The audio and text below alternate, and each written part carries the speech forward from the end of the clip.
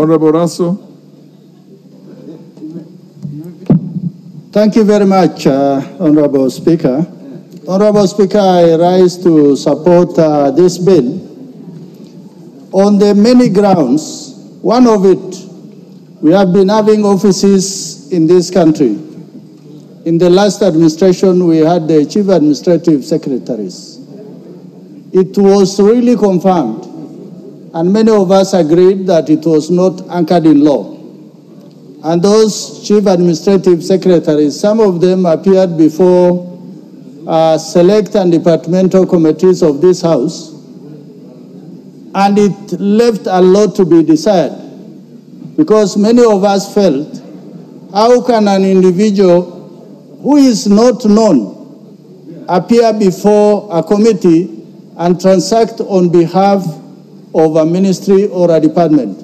So for that reason, anchoring these offices in law is really important.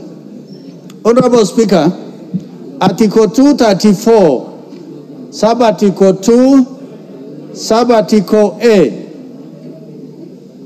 says, subject to this Constitution and legislation. It doesn't isolate only to the Constitution and the legislation. It actually clarifies that the Constitution itself is not holistic unless it is continuously improved by continuous legislation. And Article 94, Sub-Article 5 is clear that only Parliament will make law or create offices and challenge anything that comes up in law that can stand the winds of the time. It is only Parliament, and that is clearly stated in Article 94. Honorable Speaker, Article 234 further says that establish and abolish offices in the public service and appoint persons to hold or act in those offices and to confirm appointments. That is the responsibility of the Public Service Commission, to create offices, abolish them, and also to confirm appointments of individuals. Honorable Speaker, Article 132(4), the functions of the President, 4A. The President,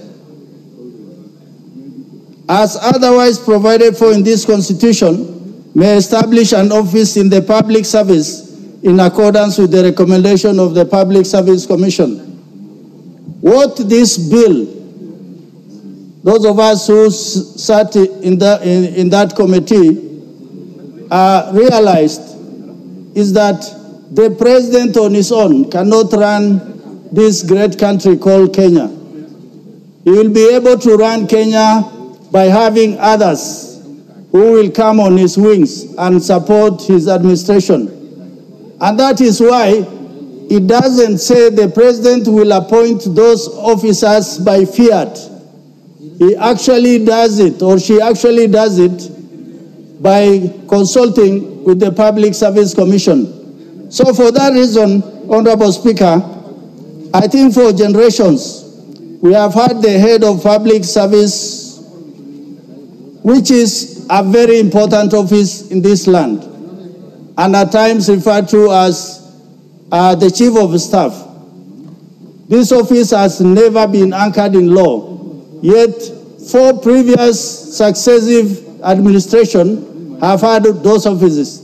But for the first time, the Kenya Kwanza administration realized that we cannot have offices that exist outside both the Constitution and the legislation. And that is why it is being anchored in the laws of the land, so that those officers who are appointed can legitimately and constitutionally transact on behalf of the Republic of Kenya. With those remarks, Honorable Speaker, I beg to support.